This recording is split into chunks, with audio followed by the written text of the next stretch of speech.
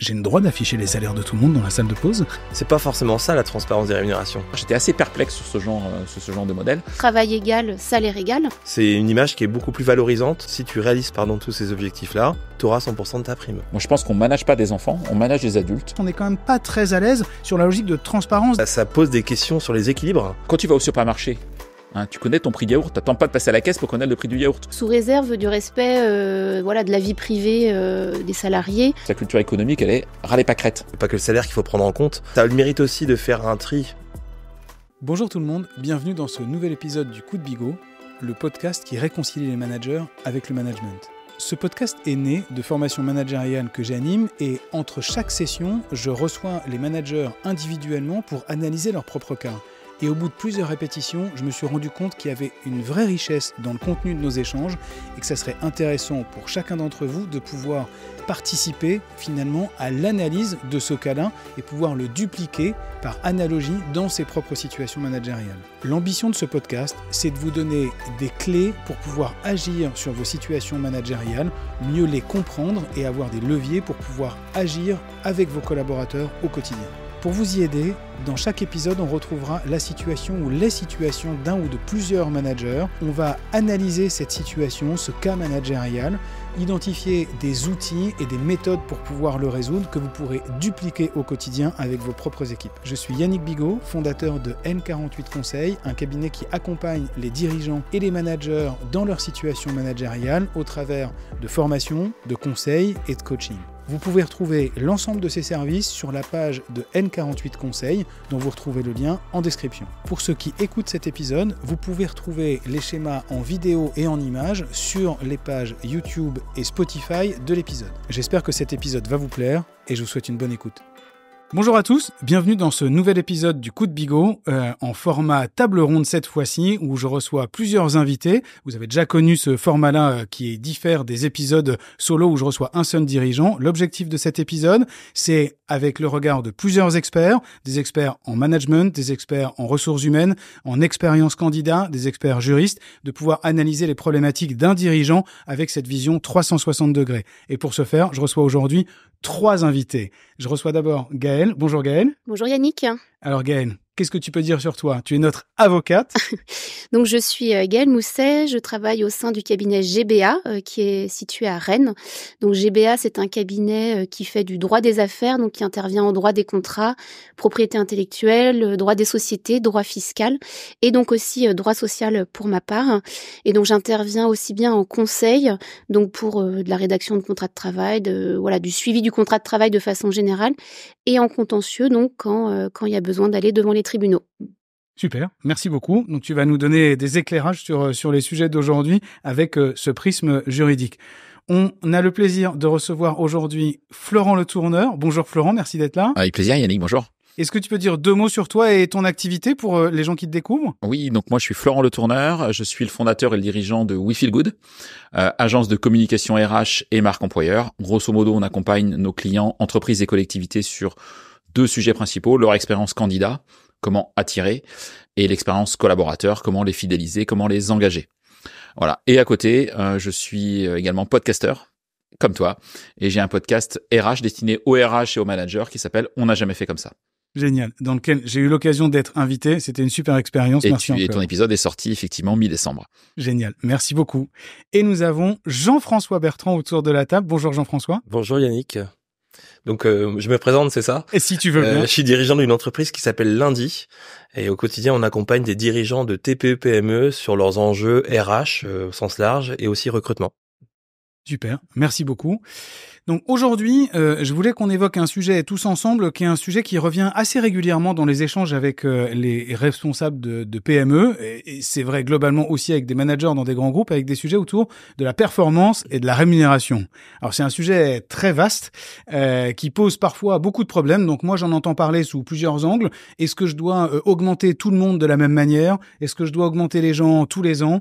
Comment est-ce que je peux faire de la distinction entre les uns et les autres? Comment est-ce que je pilote la performance des gens, y compris quand parfois ils sont à distance? Donc voilà, c'est tous ces sujets-là que j'aimerais bien qu'on traite ensemble aujourd'hui. Et je vais commencer par vous raconter un cas, parce qu'on part souvent du cas d'un dirigeant, et j'aime beaucoup le cas de ce dirigeant-là que j'ai rencontré il y a quelques jours. Appelons-le Jean, si on veut.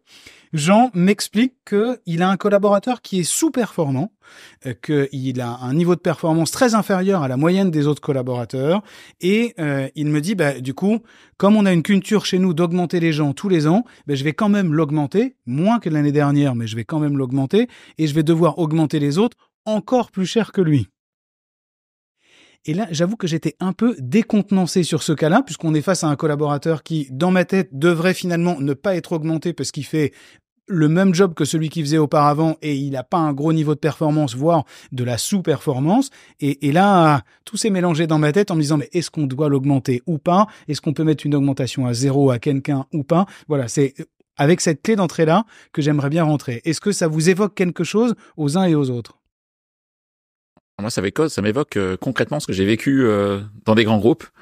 Là, en tant que salarié et ancien RH, où effectivement, si t'étais sous-performant, t'avais 2,8 d'augmentation, et puis si t'étais performant, t'avais 3% d'augmentation, grosso modo. Et ce qui à la fin faisait très peu de différence entre les uns et les autres, finalement. Ouais, et ce qui faisait des déceptions, parce que celui qui a 2,8, il chouine parce qu'il dit, mais moi, j'ai moins que la moyenne des autres. Et celui qui a 3, il dit, mais pourquoi moi, je me défoncerais pour avoir pas beaucoup plus que ceux que j'estime être moins performants. Donc, j'ai le sentiment, en tout cas, moi, c'est mon analyse, que ce genre de démarche de gens, je la trouve un peu perdante, parce que, en tout cas, ça, c'est ma posture, peut-être que vous avez des avis différents, mais moi, je suis pour des écarts d'augmentation de rémunération qui sont conséquents, si tant est qu'effectivement, c'est prouvé qu'il soit sous-performant, parce que être sous-performant, ça veut dire quoi? Et concrètement, est-ce que c'est comme ça, ou est-ce qu'il y a des vrais KPI qui montrent que son collaborateur est sous-performant? Je sens qu'elle est déjà prête à enchaîner. Voilà, je vais pas faire l'avocat, parce que je ne suis pas avocat, je ne suis pas juriste, mais en tout état de cause, je trouve que c'est des termes, en plus, qui peuvent être soumis à interprétation de manière assez forte. Donc voilà, je suis prudent. Après, j'ai envie de dire, et après je finirai là-dessus, que si vraiment Jean a un collaborateur ou une collaboratrice qui est vraiment très sous-performant par rapport aux autres, peut-être qu'il s'interroge effectivement de pas augmenter cette personne et peut-être même de discuter avec cette personne, soit sur un plan d'amélioration, soit de discuter sur une séparation. Mais bon, ça, c'est un autre sujet. Présenter un petit graphe, en tout cas, qui est la vision que moi j'aime bien sur justement ces histoires de performance. Mais avant, Jean-François ou Gaël, est-ce qu'il y en a un de vous deux qui veut réagir sur le cas de Jean? Peut-être griller la priorité à Gaël. Vas-y. Non, parce que c'est un cas qui me fait réagir, parce qu'on en parle souvent avec des dirigeants de TPE, PME, avec notamment cette culture dans les entreprises de toujours valoriser la performance d'une personne par une augmentation individuelle sur le salaire brut de base, ce qui peut devenir assez catastrophique en termes de pilotage d'entreprise globale, puisqu'on ne fait qu'alourdir la masse salariale dans une PME, et au final, on en vient à des grilles de salaire ou des rémunérations qui sont déconnantes par rapport au marché, ce qui fait que le jour où un élément devient moins performant, il n'aura pas le réflexe de chercher un travail ailleurs, ce qui pourrait résoudre le problème pour tout le monde. Il restera dans son poste, puisque finalement, il gagne 20, 30, j'ai même vu plus des fois, 20-30% de plus que le salaire marché. Donc la personne ne va pas aller chercher, se mettre en risque d'aller chercher ailleurs pour gagner moins. Donc ça pose des questions sur les équilibres. Et c'est pour ça que dans les accompagnements en ressources humaines qu'on peut proposer, on incite à utiliser différents types de différentes formes de rémunération et de pas penser que au salaire brut de base, donc pas qu'augmentation sur le salaire brut de base, mais penser à d'autres dispositifs dont on parlera peut-être après, Yannick. Ok. Pour un peu mixer les outils pour de rémunération. Clair, pour les gens qui nous écoutent, qui nous regardent, tu penses à des primes ou des bonus variables, etc. C'est ces leviers-là dont on est en train de parler. Je pense à la fois à des primes sur objectif, d'accord, à des primes exceptionnelles. Par exemple, je sais plus, c'est Jean-Jacques que tu utilises souvent. Jean-Jacques ou Martine a fait une très bonne année et vient me voir parce que j'ai fait une très bonne année, donc je mérite une augmentation sur mon salaire. C'est pas forcément aussi radical ou aussi automatique que ça, puisque finalement on peut même pour provoquer dire, en gros, t'as bien fait ton travail, bravo, t'es payé pour faire bien ton travail, pas pour mal le faire. Pardon Yannick, je te reprends ta phrase.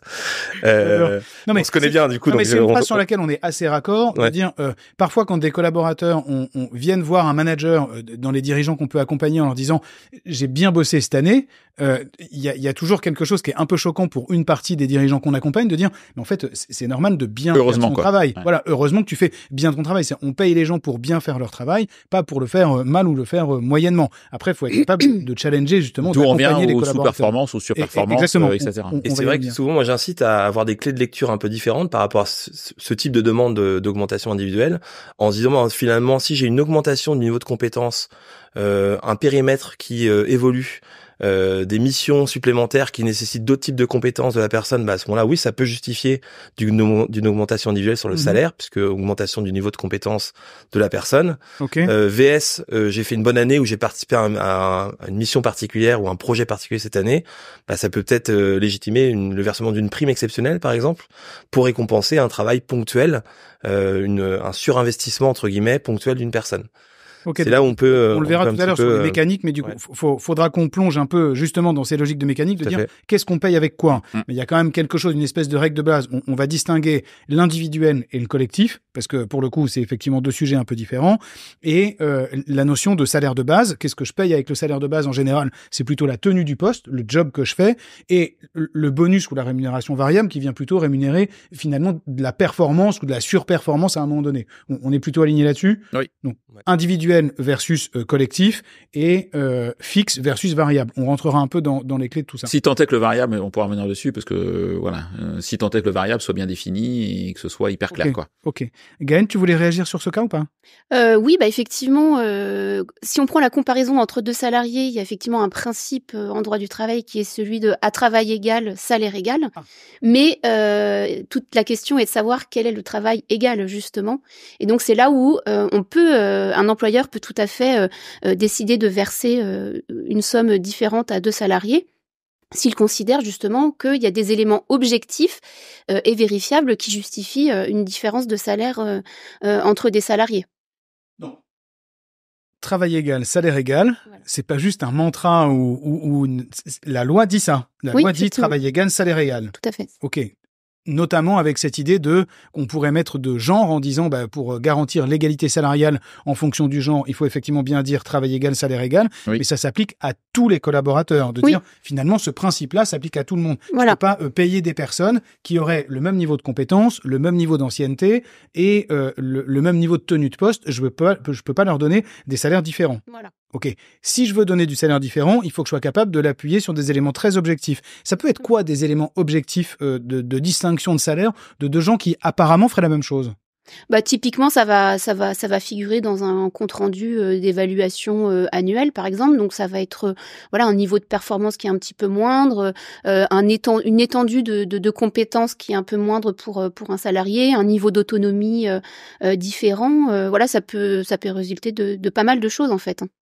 Ok, donc ça peut être niveau de maîtrise du poste qui est différente. On peut avoir un junior et un senior. L'ancienneté, je pense que ça peut être un critère quand même. L'ancienneté peut être un critère. Alors sous réserve qu'il n'y ait pas une prime d'ancienneté qui soit versée par ailleurs. Mais ça peut être pris en compte s'il n'y a pas de prime d'ancienneté par ailleurs dans le salaire. Pardon, mais il y a un outil RH qui peut paraître simple et qui est pourtant très efficace dans plein de situations. C'est la fiche de mission. Ou la fiche de poste, peu importe comment on l'appelle, qui a le mérite de pouvoir bien identifier l'ensemble des missions qu'on va demander à la personne de réaliser.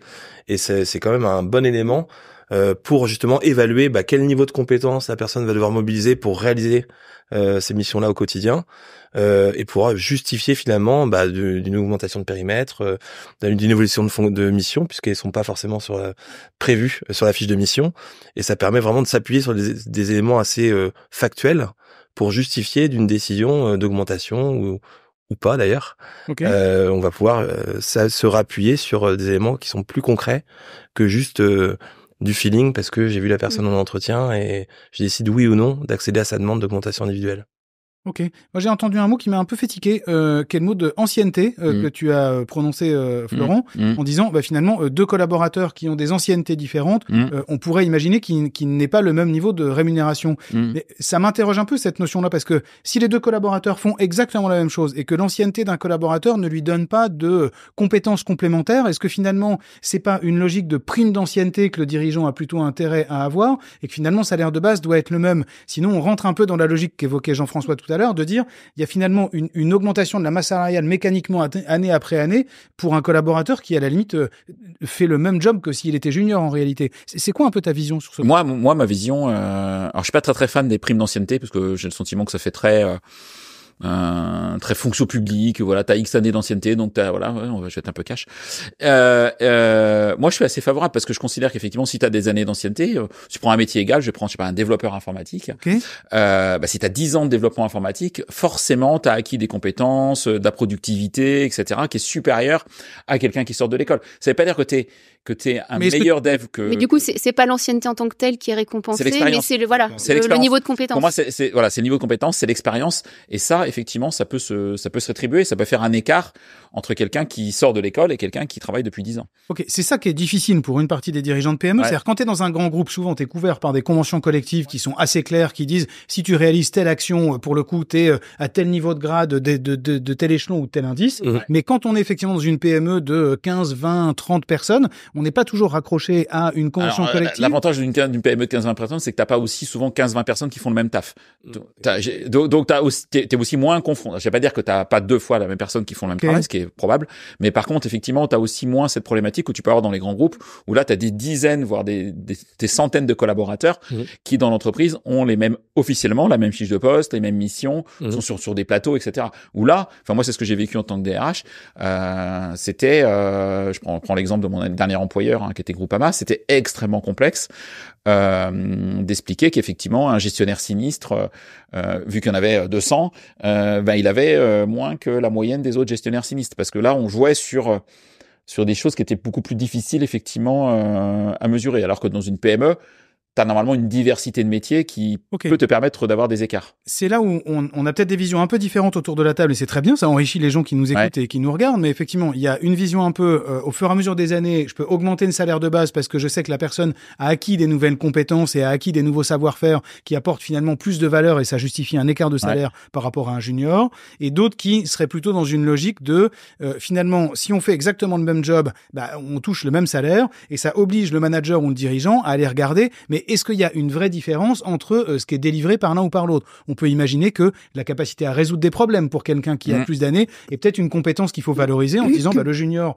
il a une faible capacité à résoudre des problèmes ou de manière théorique, et quelqu'un qui est beaucoup plus senior, il a acquis cette compétence de résolution de problèmes ou de travail en solidarité. Ça oblige finalement le dirigeant à dire en fait c'est pas tout à fait le même job et il y a des compétences qui sont un peu différentes ou avec des niveaux de maîtrise qui sont pas les mêmes.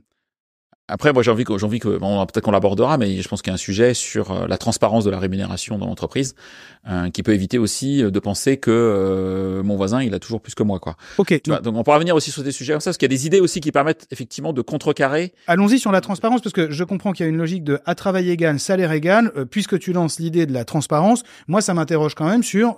Je comprends que dans l'attractivité d'un certain nombre de jobs, et là, on est clairement dans ta partie, il y a un certain nombre d'entreprises qui sont dans une logique de transparence totale sur la rémunération. Du coup, qu'est-ce que tu peux nous dire justement sur ce sujet de transparence avec lequel en France on n'est quand même pas très à l'aise sur la logique de transparence des rémunérations? Non, alors déjà pourquoi on n'est pas transparent en France? Parce que on n'est pas transparent dans les offres d'emploi. On va déjà faire très court. C'est que les offres d'emploi, il y a quand même pas beaucoup d'offres d'emploi où tu vois avoir un salaire qui est affiché. Et c'est pas une obligation. Aujourd'hui, on va y revenir. T'as encore beaucoup de boîtes qui mettent salaire selon ton profil ou 30-70. Amuse-toi avec ta fourchette là, d'accord? Moi, c'est plus une fourchette, c'est une fourche d'ailleurs. Entre 30 et 70, moi je prends la fourchette haute. En 2026, il y a une loi européenne qui prévoit qu'effectivement la rémunération devra, en tout cas une fourchette digne de ce nom, devra être affichée dans les offres d'emploi. Et j'en suis extrêmement heureux parce que ça va permettre effectivement d'avoir un dialogue aussi un peu plus constructif dans les entreprises autour de la rémunération. Donc c'est là, moi, c'est un conseil que je donnerais aux gens qui nous écoutent, enfin aux dirigeants d'entreprise et dirigeantes qui nous écoutent, c'est n'attendez pas la loi pour rentrer pour l'application de la loi en 2026 à mi-2026 pour y aller. Je pense qu'il faut déjà, on est début 2025, commencer effectivement à oser afficher des fourchettes de salaire dignes de ce nom dans les offres d'emploi. Mais Florent, à partir du moment où tu affiches dans une entreprise, dans une PME, le niveau de salaire à l'embauche, tu as intérêt à être très cohérent et très aligné avec la transparence des niveaux de salaire à l'intérieur de l'entreprise. Oui, ça c'est le problème de plein de boîtes. D'où effectivement des entreprises qui ont décidé d'être beaucoup plus transparents. Je vais te prendre quelques exemples. On pourrait parler d'Alan, on pourrait parler de Lucas. Je vais prendre un exemple d'une entreprise qui s'appelle Shodo, SHODO. Tout ce que je vais vous dire, en plus, c'est sur leur site web. Donc vous pouvez y aller, vous pouvez vérifier tout ce que je raconte. Où aujourd'hui, ils ont décidé effectivement d'être transparents sur la rémunération du salaire fixe des collaborateurs en interne, mais même en externe. D'accord ? Alors en externe, c'est pas indiqué que Jean-Jacques gagne tant ou que Marie gagne tant, c'est indiqué qu'un développeur, parce que c'est plutôt des développeurs, c'est une ESN, entreprise de services numériques, qu'un développeur avec X années d'ancienneté a une rémunération de temps. D'accord ? Et donc, quand tu es embauché, que tu sois un homme, une femme, un jeune, un moins jeune, tu connais tes années d'expérience, donc tu connais ton salaire d'embauche. Voilà. Et ils vont même plus loin parce que l'évolution salariale, elle est claire, parce qu'elle est déjà affichée sur le truc. Il n'y a pas de négociation annuelle sur le pourcentage d'augmentation au 1er janvier ou à d'autres moments de l'année, parce qu'effectivement, c'est fonction de tes années d'ancienneté. Donc, si tu as plus d'années d'ancienneté, ton fixe augmente automatiquement. Après, là où ils vont faire l'écart, on pourrait y revenir. Effectivement, c'est sûr de partage de la valeur, où là, il peut y avoir effectivement des écarts de rémunération. Moi, je trouve objectivement, tu vois, au départ, j'étais assez perplexe sur ce genre de modèle. Plus ça va, plus je suis assez convaincu. Eux le sont, hein. On est dans le monde des ESN, c'est 30% de turnover dans le milieu. Ils ont un turnover qui est beaucoup plus faible. Ils ont beaucoup moins de difficultés d'attractivité. Ils ont beaucoup moins de difficultés, beaucoup moins de turnover. Ils ont aussi un pourcentage de femmes dans leur métier qui est beaucoup plus conséquent par rapport à la moyenne des femmes dans le monde des ESN, parce qu'effectivement, ils sont hyper clairs sur je sais combien je vais gagner sur mon salaire fixe. Et après, à moi après il y a des dispositifs pour gagner plus, faire la différence effectivement avec ses collègues. Parce que je pense que c'est de l'hypocrisie aujourd'hui de dire attends, mais de toute façon, je vais pas te dire déjà en salaire. Jean-François, tu fais du recrutement à tes heures perdues. Enfin, tu sais ça aussi comme moi. Je vais revenir. Aussi. D'attendre le dernier entretien pour parler salaire parce que c'est un peu tabou. Mais ça, c'est les années 80, quoi. On est fini. Aujourd'hui, il y a plus de 50% des candidats dans toutes les enquêtes qui me disent ne pas postuler à une offre si la rémunération n'est pas affichée. Donc déjà, c'est hyper clair. Si vous affichez pas votre rémunération dans votre offre d'emploi, vous avez une personne qui potentiellement s'intéressait sur 2 qui ne postulera pas à votre offre. Donc c'est déjà un premier regard. Et secondo, quand tu vas au supermarché, tu connais ton prix de yaourt, t'attends pas de passer à la caisse pour connaître le prix du yaourt. Tu le connais quand tu vas en rayon. Okay. Et c'est la même chose pour un poste. Je choisis un poste, je connais le niveau de rémunération. Après, à voir si je négocie pas, etc. Ça, c'est un autre sujet. Donc, vu de ta fenêtre, Florent, plutôt transparence totale, mais la transparence vers l'externe, ça veut aussi dire qu'il va falloir avoir une transparence en interne. Forcément, de facto. Dans des marchés qui sont des marchés pénuriques dans un certain nombre de métiers, parfois, il y a un écart entre le salaire proposé à l'extérieur et le salaire que touchent les gens à l'intérieur de l'entreprise. Et puis je vais pas monopoliser la parole, mais après, il y a aussi le marché qui fait que il y a 3 ans, on a embauché des personnes, je dirais, à 100, sur une base 100. Oui. À côté, le marché de l'emploi, il a bougé. Il y a eu de l'inflation ces dernières années. Ça s'est un peu calmé, mais il y a de l'inflation. Et le marché, il est peut-être à 120 ou 120 aujourd'hui. Et par contre, mes collabs qui étaient à 100, ils sont peut-être passés à 105. Et là, j'ai un vrai écart entre ce qui se passe en interne et la réalité du marché. Et tu as commencé à l'aborder, Jean-François, avec des gens qui ont 15, 20, 30 points supérieurs au marché et qui posent un vrai problème. Jean-François, un sujet là-dessus sur la transparence. Plein de choses à dire. C'est un sujet que je trouve passionnant. Premièrement, pour rebondir, je suis en accord avec Florent, comme souvent d'ailleurs, sur vraiment l'importance. Nous, on milite auprès de nos clients pour dire on doit afficher au moins une fourchette courte. Vos clients de votre activité de recrutement, où là vous leur dites les sur PME les offres qu'on accompagne sur leur recrutement, on leur dit nous on souhaite afficher une fourchette de salaire à minima à 10 KE par exemple, selon l'expérience, mais ça limite quand même le budget. Avec l'argument phare qui est de dire plus de 50% de candidats en plus si on diffuse une annonce avec une fourchette de rémunération au moins. Ça a le mérite aussi de faire un tri, c'est-à-dire de pas perdre de temps à échanger avec des candidats qui sont peut-être d'un profil surdimensionné et qui de toute façon ce sera frustrant aussi pour nous puisque finalement même si c'est des super candidats, on sera pas en mesure de leur proposer le poste, donc autant gagner du temps. Et puis donc nous, on préfère aussi, même en termes d'image, alors c'est Florent qui en parlera, en termes de marque employeur, etc. On est au clair, on a des salaires qui sont clairs chez nous. C'est une image qui est beaucoup plus valorisante que de pas afficher de salaire sur une offre d'emploi, sachant que un géant comme HelloWork par exemple, eux, ils ont tranché depuis longtemps. Ils poussent pour que il y ait un salaire affiché sur les offres d'emploi. Si on n'en met pas sur une offre d'emploi chez eux, ils mettent un estimatif.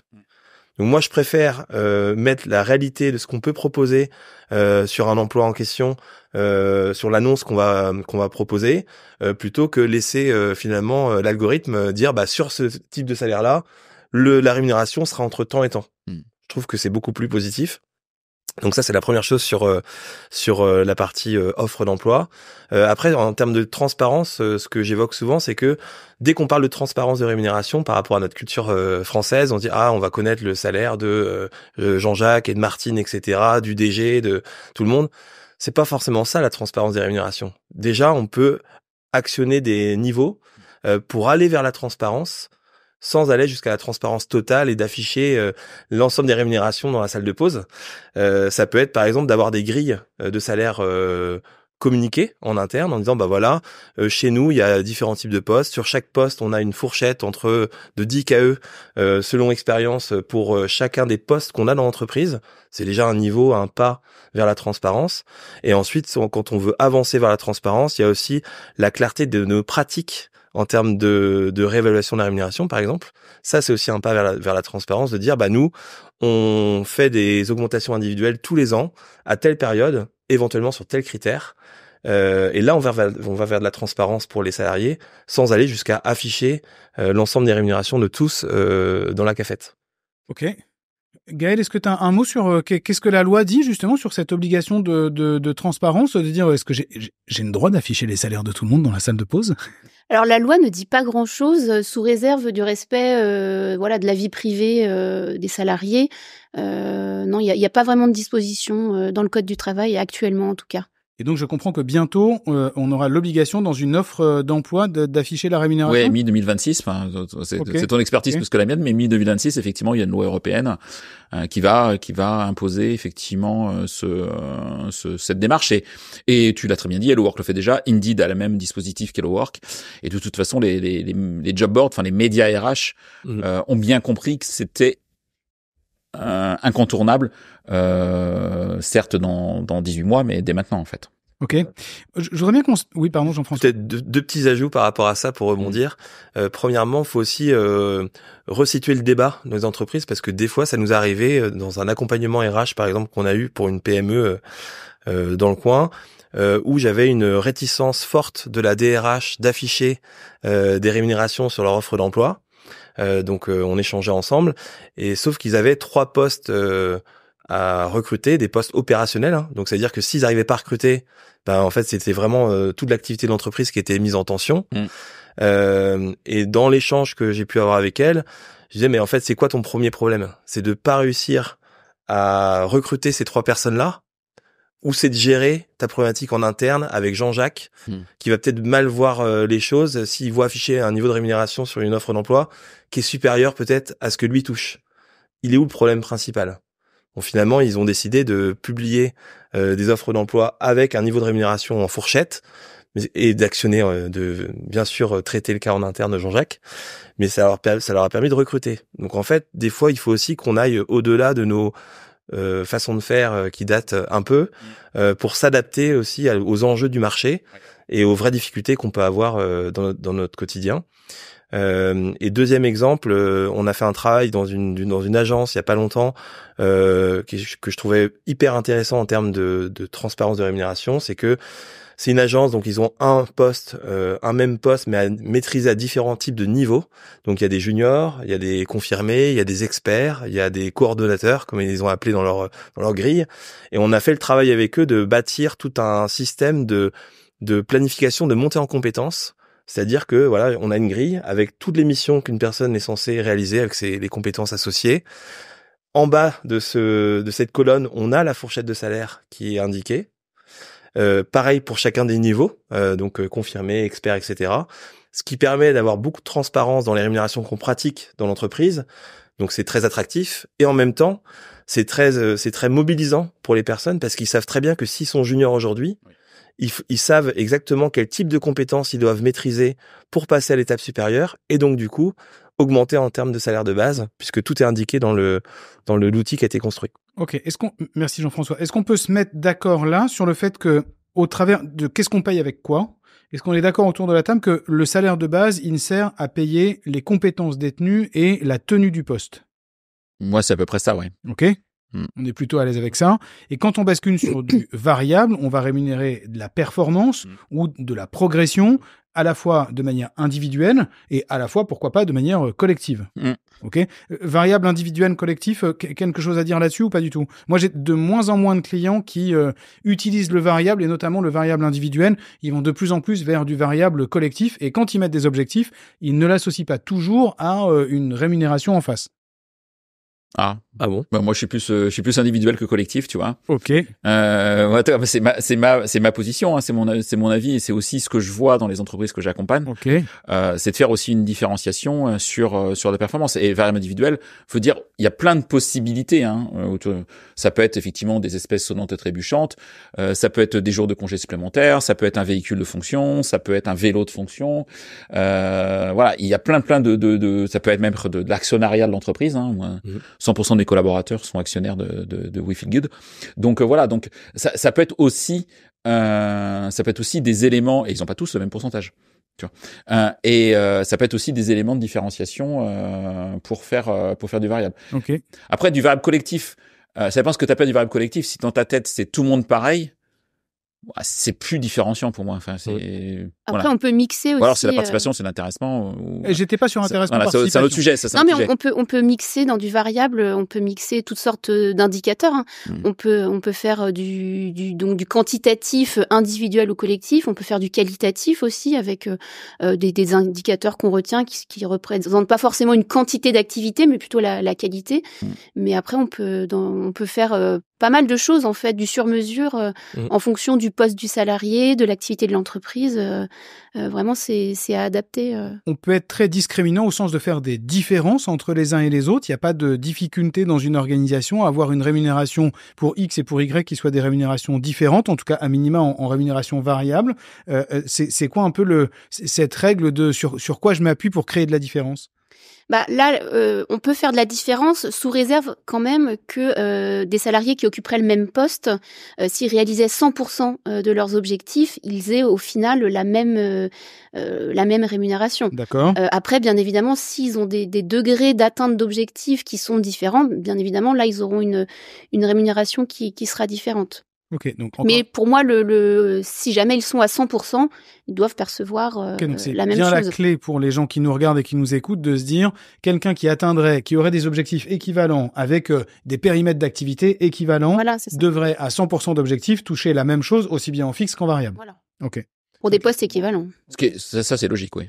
100% d'accord avec Gaël. On peut hybrider les choses, entre guillemets. On fait ce qu'on veut. Là-dessus, on peut vraiment faire ce qu'on veut. Dans le sens où on peut aussi mixer donc de l'individuel, du collectif, même dans une prime sur objectif d'un cadre, par exemple. On peut très bien avoir une partie de la prime qui est assise sur les résultats de l'entreprise, par exemple, donc du collectif purement, et une autre partie qui est liée à des objectifs individuels qui vont vraiment concerner cette personne-là.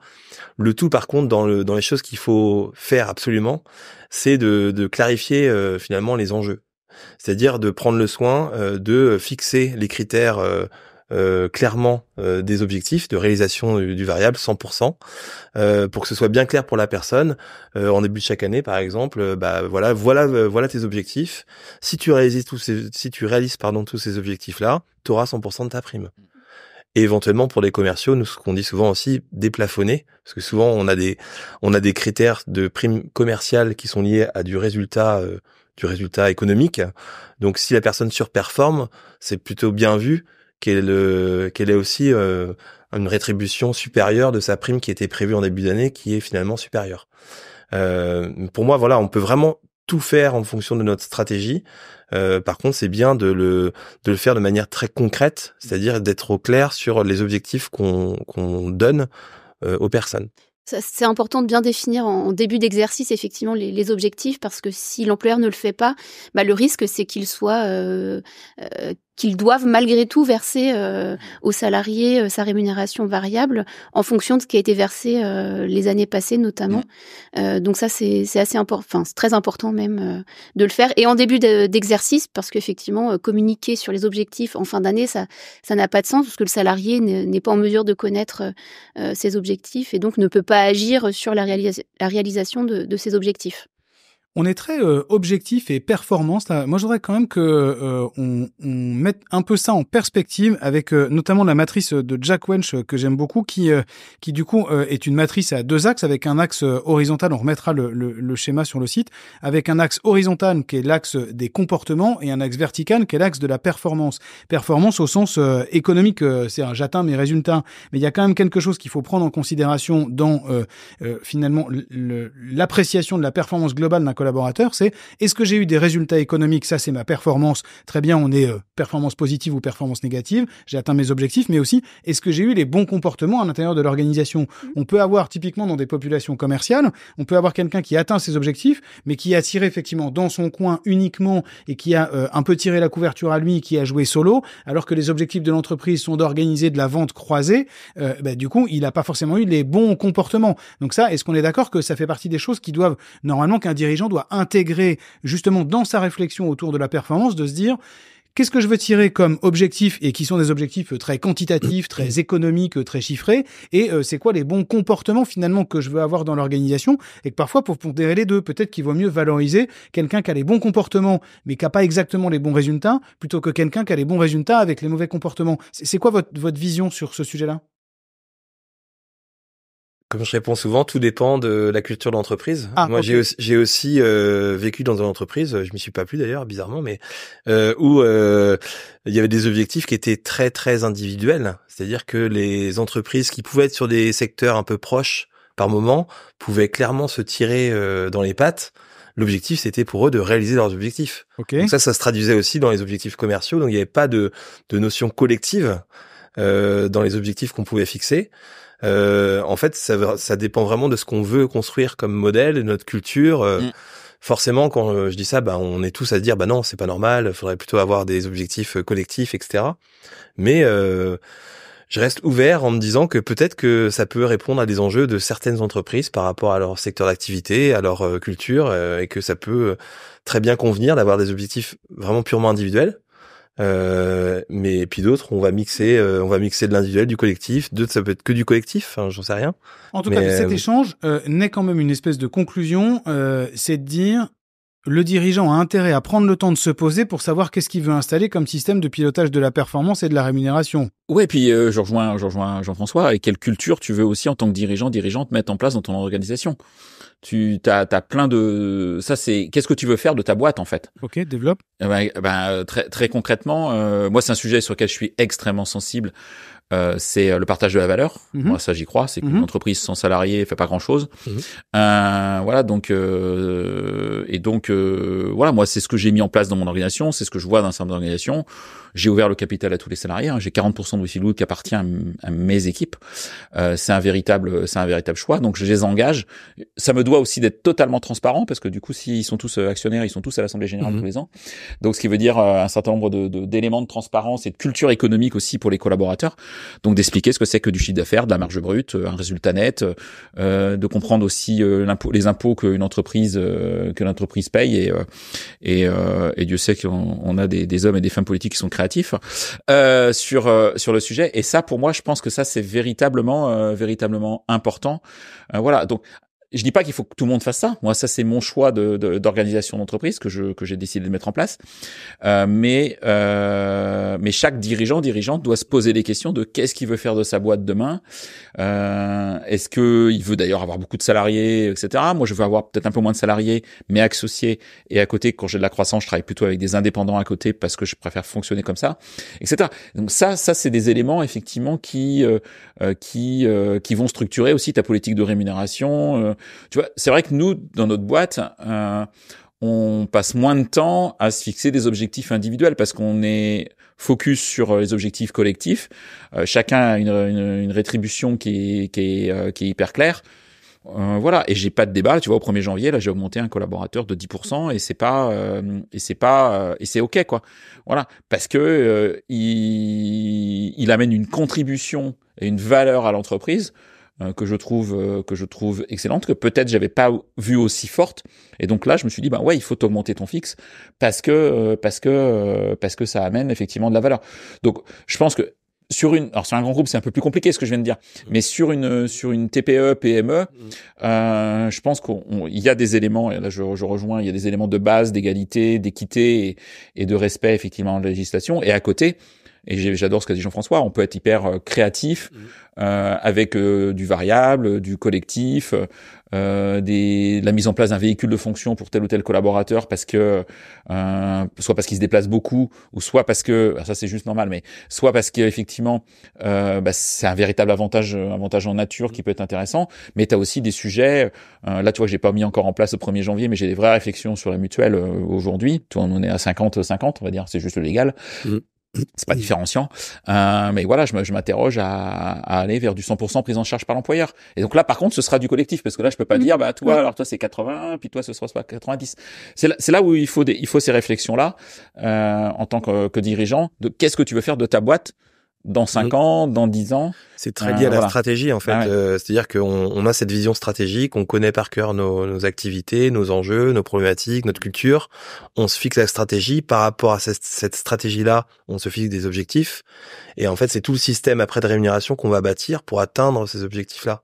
Et notamment, alors ce que j'ai oublié de dire tout à l'heure, c'est, je me rattrape, dans la notion de transparence de rémunération, il y a aussi la notion de clarté du système de rémunération qu'on propose. C'est-à-dire que la rémunération, c'est pas que un salaire brut de base, c'est finalement une espèce de package de rémunération à l'année où on va tenir compte du fait que Florent l'année prochaine il va prendre en charge 70% de la mutuelle.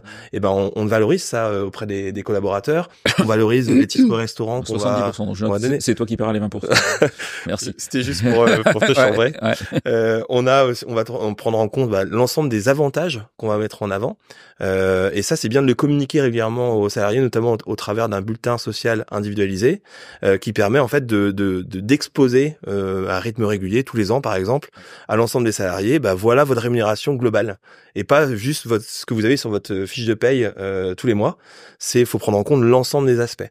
Donc ça, c'est hyper important. Ça oblige vraiment le dirigeant dès le départ à se dire, dès le départ, ou en tout cas assez régulièrement, de se poser sur quel niveau de performance je veux pousser dans mon organisation, comportement positif et ou performance, y compris économique. Ça oblige à se dire qu'est-ce que je vais payer avec le fixe, qu'est-ce que je vais payer avec le variable, et est-ce que je mets du variable plutôt individuel ou plutôt collectif, qu'est-ce que je veux pousser comme nature de performance, des objectifs croisés entre les uns et les autres, ou plutôt des objectifs très individualisés pour chacun d'entre eux. Il y a quand même une question à laquelle on n'a pas complètement répondu, c'est un collaborateur qui est performant, globalement, qui monte en compétences, est-ce que c'est quelqu'un que j'augmente en termes de fixe? Est-ce que c'est quelqu'un à qui je verse de la prime? C'est quoi un peu le levier? Parce que certains dirigeants qu'on rencontre disent, moi, dès que quelqu'un fait bien son job, je l'augmente d'une année sur l'autre. Donc, j'augmente le poids de son fixe, mais il n'a pas forcément pris en compétences. Ou d'autres disent, je vais lui verser effectivement de la prime de manière très régulière, parce que je considère qu'il atteint des objectifs, qu'il est performant globalement. C'est quoi un peu votre lecture de ce truc-là entre l'équilibre augmenter la rémunération du collaborateur, et après je vous poserai la question de mais à quel rythme? Mais augmenter la rémunération fixe du collaborateur ou finalement livrer du bonus? C'est quoi les règles? C'est quoi vos visions? C'est quoi ce que vous constatez? C'est vrai que c'est peut-être plus Gaëlle qui va nous répondre. Il y a pas de règles en fait. Il y a pas, d'un point de vue strictement juridique, il y a pas de règles si ce n'est de respecter les minima conventionnels. Donc dans ce cas-là, il faut respecter le salaire fixe de base si la convention collective augmente. Mais sinon, répartition entre variables et fixe, moi je vois pas il y a pas de règle vraiment à proprement parler. Moi, je pense qu'il faut avoir du bon sens, quoi. C'est de se dire, non, mais ça c'est un peu facile pour les gens qui nous écoutent. Débrouillez-vous avec mon bon sens. Non, mais merci beaucoup, Florent. C'est un expert et il vous dit débrouillez-vous avec le bon sens. On est bien. Mais est-ce que la personne, effectivement, on peut avoir quelqu'un, on va dire, c'est pas bien ce que qui est un peu moyen tout le temps, qui fait le job et qui est pas foufou, quoi. Et puis qui a vraiment un jour s'est lâché, a surperformé, a fait un truc extraordinaire, etc. Donc là, ça se réfléchit. Là, peut-être qu'il faut lui donner une prime en disant, t'as vu ce que t'as fait? Ça, c'est top. T'as fait grandir la boutique. Je te donne 500, 1000, 2000 euros, j'en sais rien, quoi. D'accord? C'est pas la même chose qu'un collaborateur qui performe régulièrement, qui est très bon. Alors si c'est un commercial, et je rejoins Jean-François sur le déplafonné, qui est un autre sujet, et de dire en fait ce collaborateur-là tous les ans il surperforme. Donc ce collaborateur-là, j'ai peut-être pas intérêt non plus, faut être un peu malin, à se dire qu'il se barre qu'il aille voir à la concurrence. Donc il faut que je le sécurise.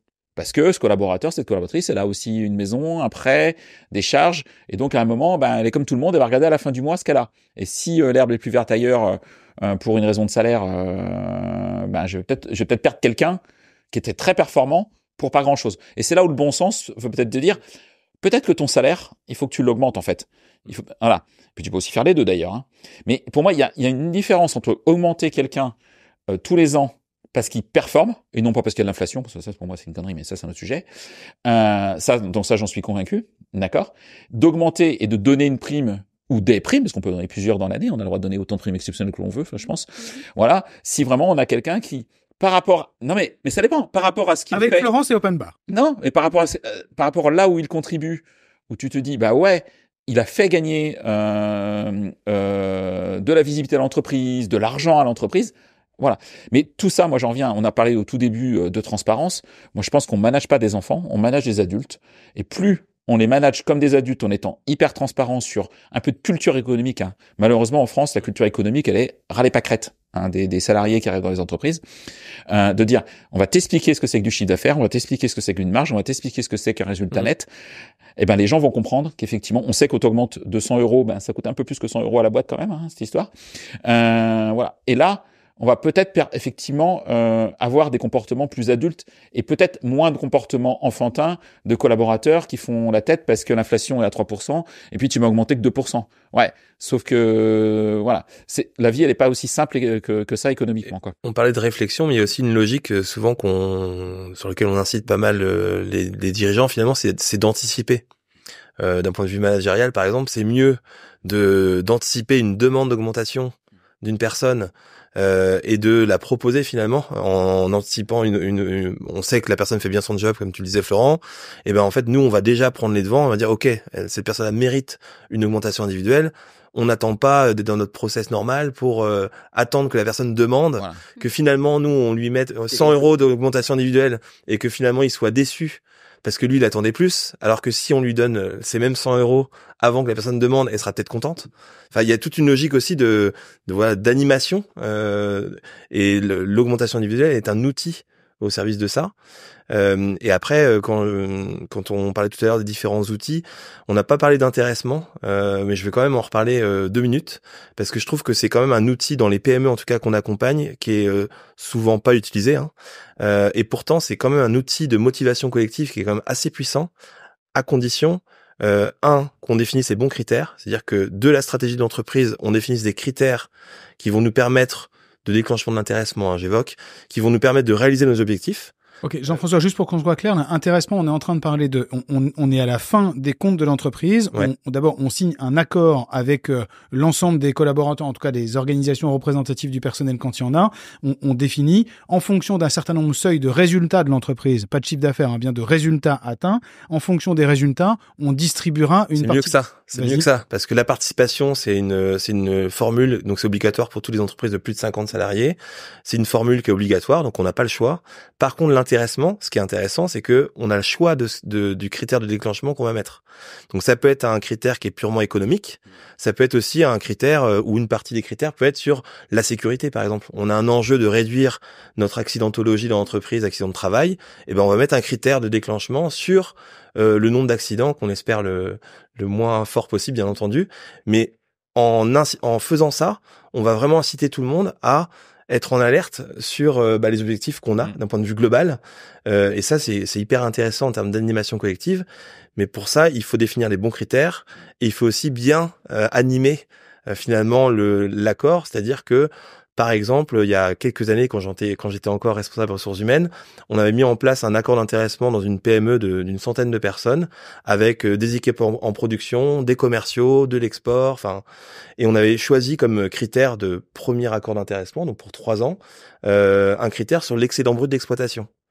Ça a vraiment marché en termes de dynamique collective, mais pourquoi ça a marché? Parce qu'on a acculturé tout le monde, en expliquant tout le monde, au travers de réunions auprès du personnel en disant c'est quoi un EBE, comment ça se calcule d'un point de vue économique, pour aussi montrer à tout le monde que tout le monde dans l'entreprise, quelle que soit sa fonction, avait finalement de l'impact sur l'EBE, soit en vendant plus, je caricature, soit en faisant moins de défauts qualité, par exemple en production. On pouvait tous faire en sorte qu'on allait maximiser notre intéressement. Et du coup, il y a eu un effort collectif qui s'est senti dans toutes les équipes, qui a été hyper positif au sein de cette entreprise-là. Ok. Ce dont on se rend compte quand même en écoutant tout ce que vous dites là, c'est que certains dirigeants vont se dire « chic ». J'ai énormément de leviers entre les mains et j'ai tellement de choses que je peux activer. Il y a je peux jouer sur le fixe, sur le variable, l'intéressement, la participation. J'ai plein de leviers. Certains vont peut-être se dire, c'est quand même pas évident. Ça fait effectivement beaucoup de leviers à maîtriser, beaucoup de jeux.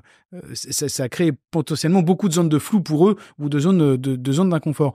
Pour clarifier quand même un truc, j'aimerais bien qu'on parle de rythme d'augmentation quand même là, parce que notre cas de Jean au départ, c'est quand même quelqu'un qui a pris l'habitude d'augmenter ses collaborateurs chaque année. Moi, ça m'interroge quand même un peu cette notion de augmenter mécaniquement chaque année les collaborateurs. J'ai entendu la version un peu de Florent de dire attention, faites gaffe au cas où les collaborateurs s'en aillent, qu'il y a forcément une logique de marché qui joue. Mais moi, j'ai quand même un truc, je voudrais bien interroger la juriste que tu es, de dire finalement un collaborateur qui d'une année sur l'autre fait exactement le même job avec le même niveau de performance, qu'il soit bon ou mauvais entre guillemets. Mais est-ce qu'il y a une logique à ce qu'une personne soit augmentée d'une année sur l'autre? Non, encore une fois, il n'y a pas d'obligation d'un point de vue juridique à augmenter quelqu'un, à augmenter sa rémunération tous les ans, sous réserve, encore une fois, de la convention collective qui évoluerait sur ce point. Mais sinon, il n'y a pas d'obligation.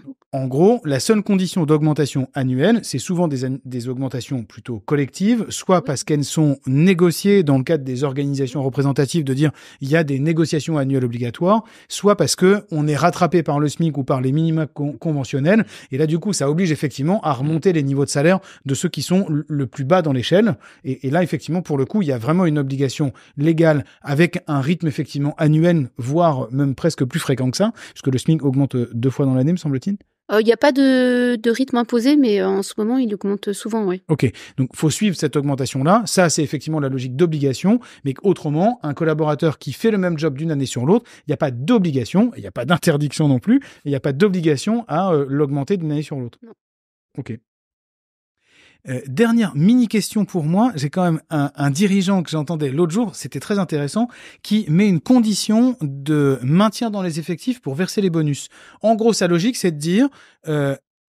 j'ai des collaborateurs qui produisent une performance, il y a un bonus qui a été négocié et sur lequel ils actent à la fin de l'année de dire t'as atteint tes objectifs et tu toucheras ton bonus. Bonus qui pour le coup est assez important, peut représenter entre 2 et 3 mois de salaire, donc ça commence à faire quelque chose d'important. Mais pour être certain que les gens restent dans l'entreprise, c'est pas à la fin de l'année que tu touches ton bonus, mais c'est à plus N mois, voire N années. Du coup, on a le droit ou on n'a pas le droit, Gaëlle? Alors, quand la rémunération variable, elle rémunère le travail du salarié, donc si c'est vraiment une rémunération variable liée à son activité, à son niveau de performance, ça n'est pas possible de fixer une condition de présence ultérieure. C'est possible de fixer une condition de présence à la fin de la période de référence. Donc, par exemple, si on est sur l'année civile, c'est possible de dire il faut que tu sois présent au 31 décembre pour toucher ta rémunération variable de l'année N. Par contre, ça n'est pas possible de fixer une condition de présence ultérieure, donc par exemple de dire il faut que tu sois présent 6 mois après la fin de la période de référence pour bénéficier de la rémunération. Parce qu'on considère que ça porte une atteinte justement à la liberté du salarié de quitter une entreprise. Ça marche pour les gens qui ont des stock options, mais pour le coup, sur du bonus, c'est pas la même chose. Ça a été admis de prévoir, alors pour certains types de postes vraiment particuliers, pour des postes de direction ou des profils très spécifique, de prévoir lors de l'embauche une prime si le salarié est présent encore dans 2 ou 3 ans. Mais c'est vraiment, c'est pas lié à l'activité en tant que telle, à son niveau de performance, mais c'est plus une prime de fidélité en quelque sorte. Voilà, ça a déjà été admis, mais en dehors de ce cas-là, non, ce n'est pas possible. Désolée. Et puis, est-ce que c'est que la prime qui va permettre de vraiment conserver les personnes motivées au sein de l'entreprise? Florent parlait tout à l'heure un petit peu, mais dans la rémunération, il n'y a pas que le salaire. Il n'y a pas que le salaire qu'il faut prendre en compte. beaucoup de salariés aujourd'hui dans leurs attentes, ce qui va les faire rester aussi dans l'entreprise par rapport au projet, etc. Ça va être aussi la formation, par exemple, ça va être les accompagnements qu'on va pouvoir proposer, ça va être notre capacité à leur donner des projets, de l'autonomie sur des projets qui sont importants pour l'entreprise. Ça va pas être que le salaire en fait qu'il va falloir prendre en compte si on veut fidéliser nos collaborateurs, c'est aussi un peu tout ce qu'on peut leur apporter d'un point de vue global. Okay. Vie pro, le télétravail, si le métier est télétravaillable, etc. Voilà, y a les horaires, les congés, on arrive à la fin de cet épisode. Déjà. Du coup, est-ce que vous avez, avant que je fasse une petite synthèse pour les gens qui nous écoutent, en 2 mots, est-ce que il y a un truc que vous retenez ou un message que vous voudriez passer aux dirigeants qui nous écoutent ou aux managers qui nous écoutent? Je pense que si on est patron dirigeant d'une TPE, d'une PME, je trouve que le sujet de la rémunération, c'est un sujet complexe. Il y a beaucoup d'éléments variables. Il y a des sujets juridiques, il y a des sujets fiscaux, il y a des sujets aussi de RH et d'engagement des collaborateurs et de culture. C'est déjà bien définir, à mon sens. C'est bien définir, quand on est dirigeant, là où est-ce qu'on veut être dans 5 ans, dans 10 ans, avec quel type d'équipe, avec quel type de personnes, pour se dire comment est-ce que je vais faire pour fidéliser. On sait que recruter coûte cher. Perdre quelqu'un, enfin moi on dirait c'est 50%. Moi c'est tu prends le salaire de la personne annuel, tu divises par 2, c'est ce que va te coûter son remplacement, quoi. Donc entre les coûts de recrutement, l'onboarding, éventuellement la perte commerciale, etc. Donc est-ce que tu veux beaucoup de turnover dans ta boîte, et ça peut être une stratégie, il y a des boîtes qui ont ces strates-là, ou est-ce que tu veux avoir moins de turnover, et donc à un moment il faut faire en sorte que, et là, Jean-François l'a très bien dit, le package global soit réfléchi, équilibre vie pro, formation, etc. Et la rémunération. Et sur la rémunération, il y a plein de logiques possibles.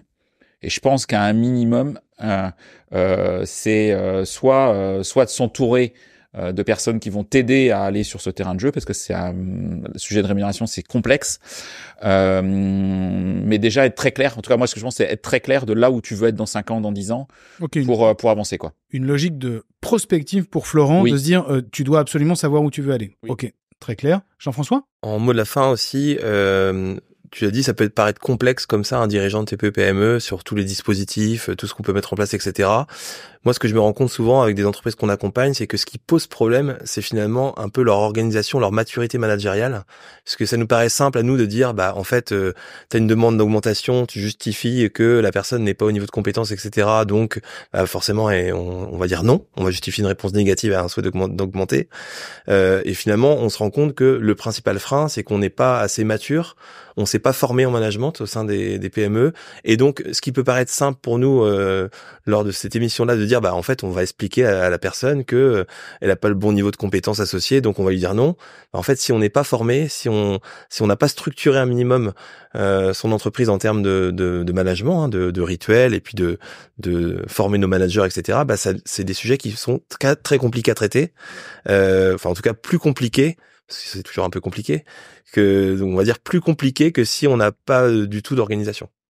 Ok. Enfin, que si on a déjà un peu une organisation managériale, plutôt. Pour toi, c'est pour avoir un dialogue serein avec les collaborateurs sur augmenter, pas augmenter, quel est ton niveau de performance, il faut que ça devienne un dialogue assez régulier, et pour que le manager soit à l'aise avec ça, il faut vraiment travailler la culture managériale et la maturité managériale. Exactement. Ça, c'est la vision de Jean-François. Ok, merci beaucoup. Tout à fait. Moi, il y a un mot qui me vient à l'esprit, c'est le sur-mesure. En fait, je pense que un peu dans le prolongement de ce qu'ils ont dit, il faut vraiment réfléchir il y a plein de leviers possibles en fait en matière de rémunération, que ce soit sur la rémunération de base, le variable, mais aussi tous les à côté, les périphériques de rémunération au niveau collectif. Il y a vraiment plein de choses à faire. Donc c'est vraiment la logique de on fait du sur-mesure pour chacun. Réfléchir à ce qu'on veut vraiment. C'est tellement riche en termes de leviers et ça rejoint un peu ce que disait Florent à l'instant, c'est faut savoir où tu vas, et il y aura toujours exactement les bons leviers, les bons outils pour pouvoir faire quelque chose qui est sur mesure. Merci infiniment à tous les 3 d'avoir été là aujourd'hui. J'espère que cet épisode vous a plu et qu'il vous a permis d'être éclairé en tant que manager ou en tant que dirigeant sur ces sujets de rémunération et de pilotage de la performance. On a vu qu'il y avait énormément de leviers que vous pouviez activer, et surtout que c'était effectivement quelque chose de très riche sur lequel vous pouviez vraiment construire quelque chose d'exactement sur mesure en fonction de votre stratégie. Donc merci beaucoup à tous. À très bientôt. Merci d'avoir écouté cet épisode, j'espère qu'il vous a plu.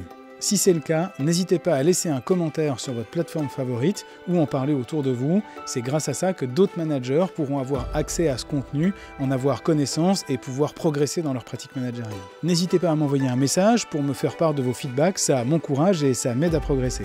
Si vous souhaitez échanger sur vos sujets managériaux, suivre une formation managériale, vous faire accompagner, vous pouvez retrouver en description de cet épisode les liens pour pouvoir me contacter et n'hésitez surtout pas à me contacter directement via LinkedIn. À très bientôt dans un nouvel épisode.